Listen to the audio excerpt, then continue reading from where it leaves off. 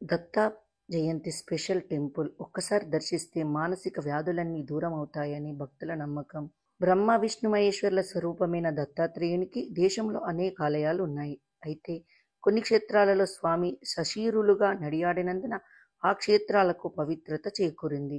అలాంటి వాటిల్లో ఒకటిగా భాసిల్లుతున్న గాణగాపురం క్షేత్ర విశేషాలు ఏమిటంటే, ఈ క్షేత్రం విశిష్టత ఏమిటంటే, శ్రీ దత్తాత్రేయుణ్ణి బ్రహ్మ విష్ణు మహేశ్వరుల స్వరూపంగా భూత భవిష్యత్ వర్తమాన కాలాలకు ప్రతీకగా భావిస్తారు.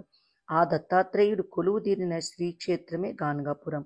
దత్తాత్రేయుని రెండవ అవతారమైన శ్రీ నరసింహ సరస్వతి స్వామివారు స్వయంగా నడియాడిన ఈ ప్రాంతం ప్రసిద్ధ దత్తక్షేత్రంగా విరాజిల్లుతుంది. మరి గాణగాపురం ఎక్కడుందంటే, కర్ణాటకలోని గుల్బర్గా జిల్లాలో గాణగాపుర క్షేత్రం ఉంది. ఈ ఆలయ స్థర పురాణం తెలుసుకుందాం.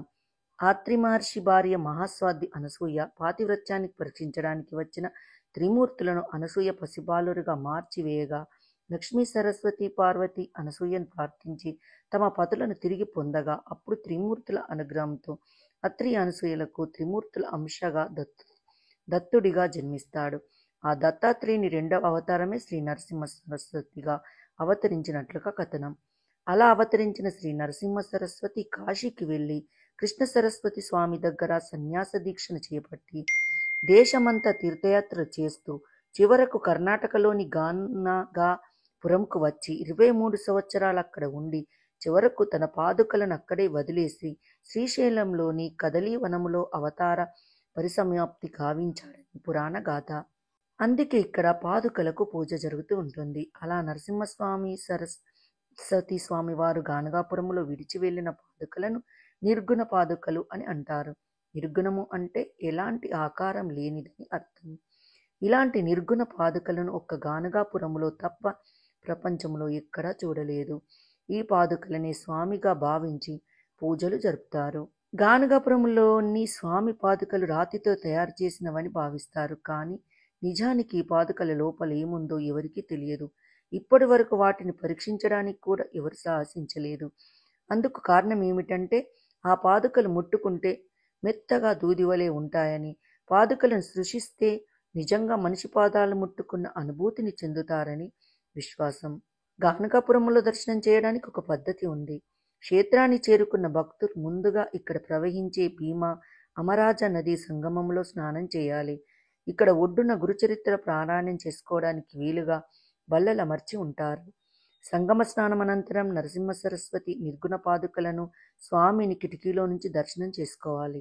ఆ తర్వాత కల్లేశ్వర స్వామిగా పిలిచే పరమేశ్వరుణ్ణి దర్శించుకోవాలి.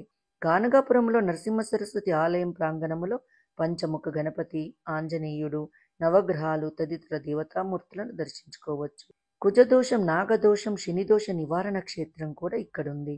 నాగ, కుజ, ఇతర గ్రహ దోషాలున్నవారు, మానసిక సమస్యలతో ఇబ్బంది పడేవారు ఈ ఆలయంలో పూజలు జరిపించి ఒక రాత్రి నిద్రిస్తే అన్ని దోషాలు తొలగిపోతాయని విశ్వాసం. అలాగే ఏలినాటి శని, అర్ధాష్టమ శని వంటి దోషాలున్నవారు ఈ ఆలయ ప్రాంగణములో స్వయంభువుగా వెలిసిన శనీశ్వరునికి తైలాభిషేకం చేయించుకుంటే సకల శుభాలు చేకూరుతాయని విశ్వాసం. గాణగాపురములో ఈనాటికి నరసింహ సరస్వతి స్వామివారు ఏదో ఒక రూపంలో సరిగ్గా మధ్యాహ్నం 12 గంటలకు భిక్షకు వస్తారని అక్కడి ప్రజలు నమ్ముతారు. అందుకే ప్రతి ఇంట్లో తమ శక్తి కొద్ది రొట్టెలు, కిచిడి, పాయసం వంటి పదార్థాలు తయారు చేసి సిద్ధంగా ఉంచుతారు. ఈ క్షేత్రాన్ని దర్శించడానికి వెళ్ళిన భక్తులు కూడా 5 ఇళ్లలో భిక్షను స్వీకరించడం కూడా ఆనవాయితీ. భక్తుల రూపంలో స్వామి భిక్షకు వచ్చారని అక్కడి గృహస్థులు నమ్ముతారు.